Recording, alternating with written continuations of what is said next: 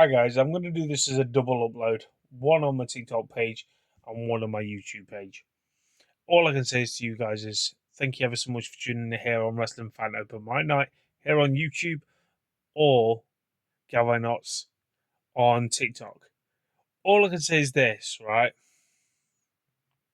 Blown away with the support on both platforms.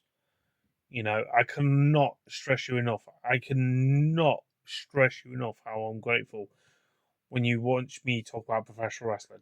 I've already gave you my thoughts and opinions towards on both platforms towards about Mick Foley joining AEW, but it's more in depth towards thinking obviously on my TikTok page than my YouTube page. But it still give you insight. So go check out my previous upload. Now this upload I'm giving you, I was never thought of doing this. Only reason why. This feels like a rant. Well, most of my videos feel like a rant, either on TikTok or YouTube. But I want to say to everyone that is actually watching this, right? If I saw this earlier on, I would have talked about it. The rumors and speculations: Big Cass is leaving AEW to move back to WWE. Enzo Amore has been spotted at the PC, the Performance Center in Florida. Right. All I can say is to you guys is, right, the one thing that really baffles me the most. You've made so many comebacks to WWE in recent times, as far as I can remember. First, you've got Brock Lesnar to come back, technically, in quotations, out of retirement. You had Paige come back at WrestleMania. Now you on about Big Cass and Enzo Amore. I'm taking it as a pinch of salt because you know how dirt sheets love to speculate and accumulate. But all I can say is this. I look at the way WWE's tag team division at the moment. I literally feel it's just here, there, and everywhere. They do not have a decent tag team division anymore. You've already released the New Day. You've released Machine Guns. Two great fucking tag teams there. And then you bring in Enzo and Big Cass. This is the problem: is you live back in the memories when it was good. Don't get me wrong. I like Enzo and Big Cass back in the day. I loved them. Great tag team, great chemistry. I was grateful to meet Enzo at Forever Wrestling 5 or 4, I can't remember. I met Big Cass, which I bumped into at their hotel in London when I went to Wembley. That was 2 years ago. So I've only just realised I've met them both, which is interesting. At some point, I will get another 8x10, probably signed by both of them. But what's with WWE living so much in the past? They need to focus on the future, not what was red hot and so on like that, because that's not going to add anything to your point of view, what you're trying to point across. It just feels like you literally hand over fist to literally get these two back, and you've got no tag team division. You don't have no ethic towards having a tag team division. I've said this in my videos before that even when I was watching the product, I felt like it was a dying art. Thank God I watched the likes of AEW that delivers towards having a tag team division. It creates my thirst towards having tag teams. It was fucking fantastic in the golden era. It was fantastic, highly underrated, I feel, in the Attitude Era. Same with WCW, had a great sort of tag team then. ECW had a great tag teams.